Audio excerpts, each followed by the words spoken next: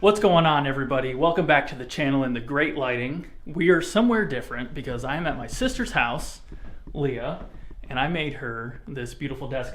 I'm a little bit jealous. Why don't you go ahead and raise it up and let's see what happens. So this is a sit-stand desk. It's got two sections to it. Little section over here, stays stationary against the wall. I made those custom legs. And then this is a FexiSpot sit-stand desk, customized exactly to the height that she likes.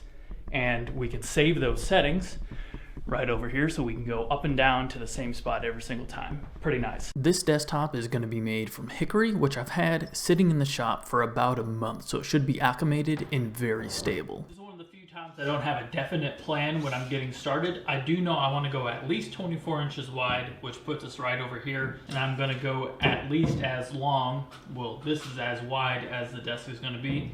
Probably somewhere around 5 feet. I have 64 inches to play with in this board right here, so we should be good. As you see, there is a split in this board right here, so I'm going to actually go to the bandsaw, split this down the middle, and we'll basically turn this into two boards just to get rid of that split in this wood and not waste anything. After the bandsaw, we'll visit the jointer, then we'll visit the planer, and then we'll be back over here at the assembly table and we'll glue up the slab.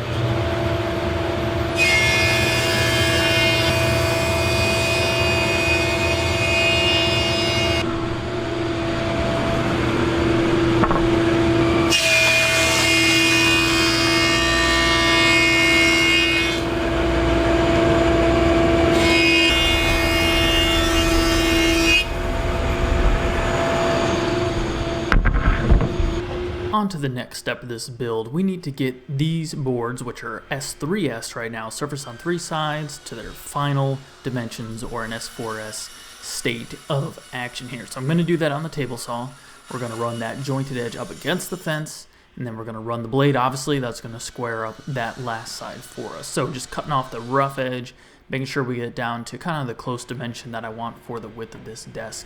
Then we can set things aside and then kind of choose how we want to lay the panels out so that we get a really nice grain pattern. Now, Hickory is beautiful, so you can do all different variations. As you can see, we got some really white sections in there, and in the end, I kind of tried to make it an even gradient all the way across. To glue up these panels, I am not using anything to help me with the alignment, so it's just straight edge to edge with Titebond 2 wood glue in there and then clamps. I actually have a biscuit jointer on the way for my birthday, which will be the first time I've actually used one in a really long time, and I got that tool because I've done a lot of different tabletops recently, and having the biscuits will just help with that alignment so that there will be a little bit less sanding. But for this top, again, it was just Titebond 2, edge right up against each other, and then plenty of clamps. You do want to make sure that you add clamps to both sides of your workpiece so that you don't act on the workpiece and add a bow if you only clamp from one side. So make sure you add clamps to both sides, and as you can see here, there is a tiny bit of glue squeeze out, and that's what you want. You don't want a ton of glue dripping. You want kind of even droplets squeezing out of your workpiece. And as you clearly saw there, I glued up two different pieces, and that's because for this desk, there's the stationary piece that you saw in the intro up against the wall, and then there's the bigger desk portion, which we're gluing up right now. And if you look in the back there, you see that smaller piece is much bigger. Originally, I was going to make that the same depth of desk, but I ended up going with a much smaller section to not take up so much of my sister's office space. And I was able to use the cutoff to make the legs for that smaller section that we'll see shortly. right here is where the biscuit joiner is really going to help. You can see I'm using the hammer, I'm adjusting the clamps a little bit to make sure that top is perfectly even. The biscuit joiner will really help with something like this. Not necessary, but handy. After a day of being in the clamps, I was able to remove them and then use a scraper, a 5-in-1 scraper, to scrape off that excess glue squeeze out before moving on to cutting the desk down to its final width, which I'm using my Craig track saw for this. The track saw, obviously it has the track, makes the cut much easier to keep nice and straight, but the best point of the track saw is the dust collection over a circular saw. You can do this with a DIY straight edge like I've made in the past and a circular saw, but you're really going to get a ton of dust everywhere. The track saw is just so much more convenient and cleaner for your lungs and your shop. Now you might wonder what is going on right now, but I did have some elves helping out in the shop on some other Christmas presents because I was building this over the kids' Christmas break. So this is that second little section of the desk that I'm cutting down to its final width over on the table saw, and then we can set that aside before moving on to the legs.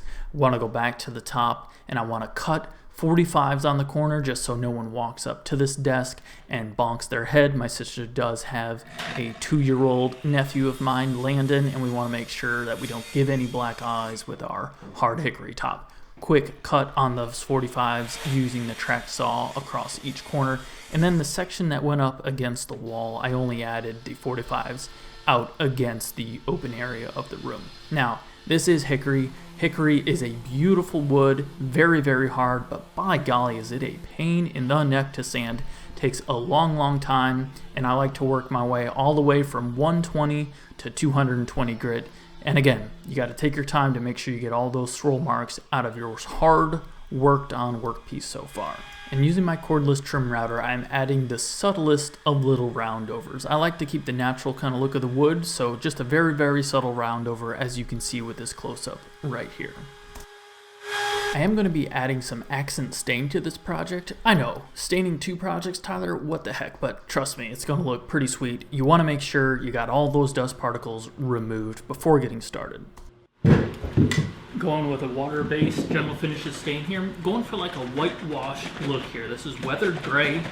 I'm going to put it on lightly, and I may end up sanding over the top of this to kind of take it off the top and just have it in the grain. We'll see how it looks. Very expensive nitro gloves.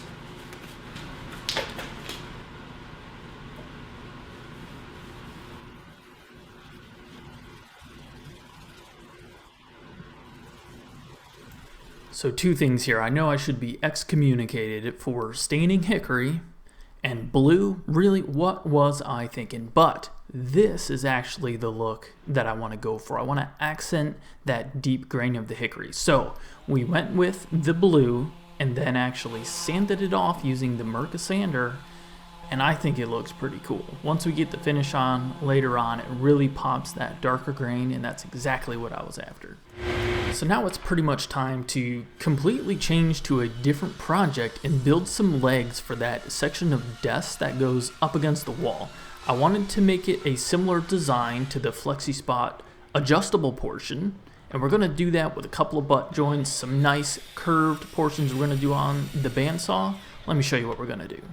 I thought about this whole dado situation for a minute, and the best way I could come up with, I'm sure I'm missing something to make this easier, is to measure to the middle, which for these 11-inch pieces, which are going to be the top, that's going to be 5.5 inches to the middle, and then divide what is going to be our riser by 2 and measure away from there. And once we get that 1 mark, we can be consistent by lining this up with the blade, setting the fence, and then we can flip this over, putting the opposite sides against the fence to make sure that this portion that remains here is exactly the same every single time. One thing I am going to do is I am going to set the fence in such a way where I'm actually cutting to the outside piece, so I'm cutting across the opening. The reason I want to do that is so I can cut my 2 outside cuts. I'll make a cut, I'll flip it over, I'll make a cut, and then I have plenty of room to remove all of that interior material so that we can make sure everything is nice and snug and we won't have to reset the fence again. So if it's not,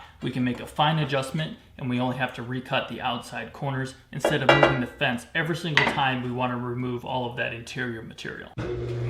Now, I would like to thank all of you guys for your concern about my hands here, but they're really not as close as they look. The camera does play funky things with some angles, and my hands really aren't that close. But I was being very, very careful here because you're not cutting all the way through this board, and I have it run up against the fence, so it could pinch very, very easily.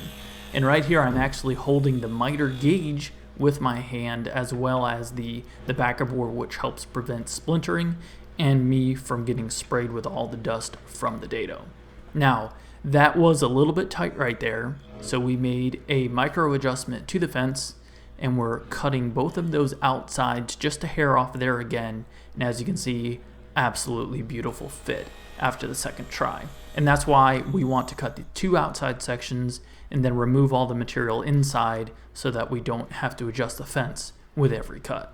Now here you can see how we're going to cut a little bit of an angle on there to make it look a little more elegant, let's say, and I'm doing that over on the bandsaw, and there is a top and a bottom to this. One was 11 inches and one was 12 inches on the bottom, and I did that over on the bandsaw and then used the oscillating spindle / belt sander to clean up those corners.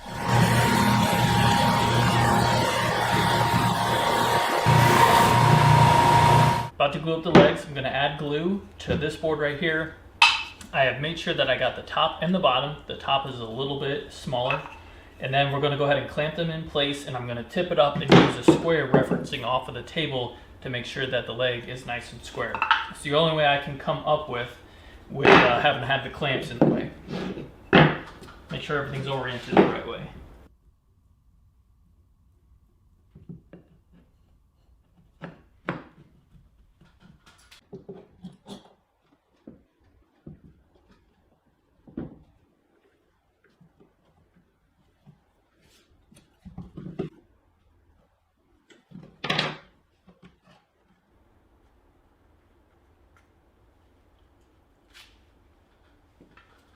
Went inside and had some dinner and got to thinking about these legs a little bit. And I'm a little bit concerned about the top being able to skew the leg over, since I'm only going to shoot a screw probably through here and here. So I had an idea that I can take the offcuts, this is the offcut from the bottom I think, and use that as a slight support right here, and that'll give it a little bit of, I don't know, diagonal support right there. So I'm going to go ahead and find a couple of these that look really nice, look the same, sand them up, and then I will probably screw them in place with a dowel plug on the outside.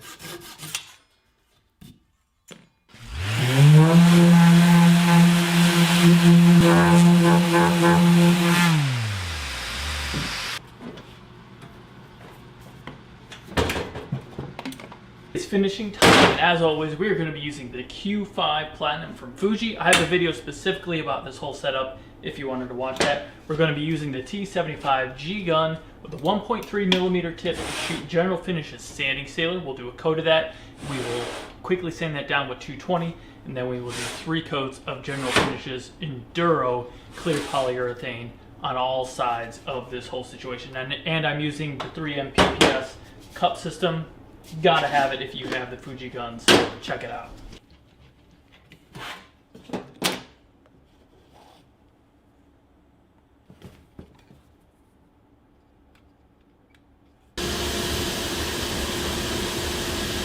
So you might wonder why I'm spraying in the shop, and it is cold in Michigan right now, and I only had these 2 sections that I needed to spray, so it wasn't worth heating up the exterior portion of the barn to get that done. Now the sanding sealer goes on Nice and quick, it dries in about 20-30 minutes, where I would hit it with a 220 grit sanding block to knock down any raised grain, and then it was time to switch over the 1mm tip and spray the Enduro clear poly. I like to go in a cross-sectional pattern to make sure I get full coverage and a nice 3mm spray, wet spray thickness.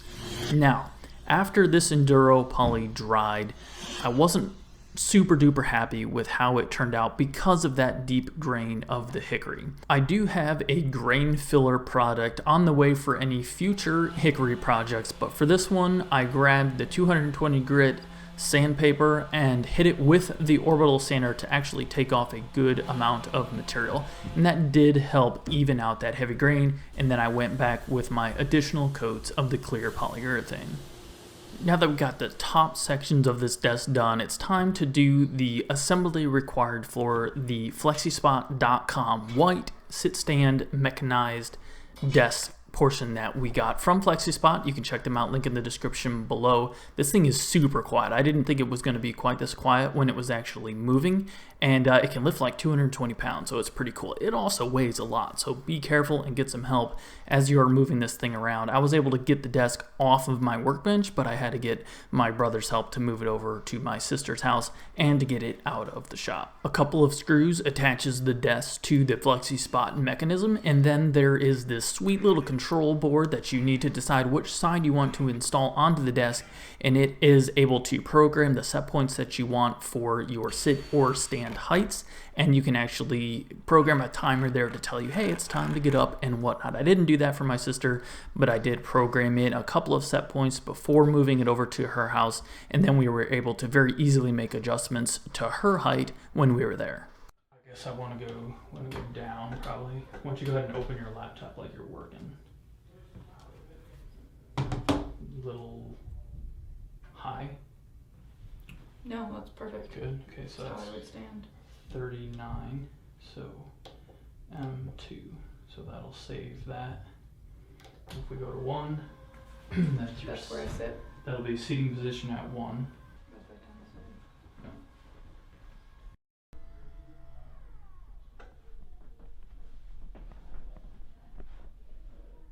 All right, that is a wrap on the Hickory sit stand desk. Consistently back to where it belongs every single time with the FexiSpot sit stand mechanism. You can check them out, link in the description below. Big thanks to them for sending that out to us so I can make this wonderful desk for my sister.